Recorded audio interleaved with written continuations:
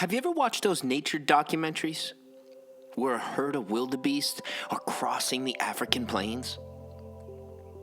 Thousands of animals moving together. And off in the distance, there's lions watching. What's interesting is that the lions rarely attack the entire herd. They wait.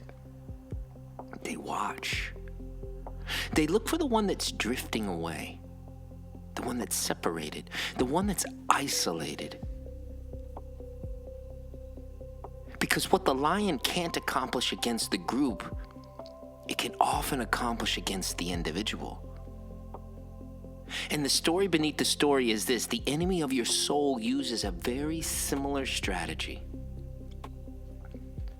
Welcome back to Highlighting the Way, and another episode of the story beneath the story. And today we're talking about something that affects marriages, friendships, churches, and even our personal walk with God: isolation. Peter writes in 1 Peter 5:8, "Be sober-minded, be watchful. Your adversary, the devil, prowls around like a roaring lion seeking someone to devour." Think about that imagery. Peter could have chosen many animals, but under the inspiration of the Holy Spirit, he chose a lion, a predator, a hunter, one that stalks and waits, one that looks for vulnerability, one that searches for separation. And isn't it amazing how often the enemy's first step isn't destruction, but it's isolation? He wants you isolated in your thoughts, isolated in your fears, isolated in your offense. He wants you isolated in your struggles.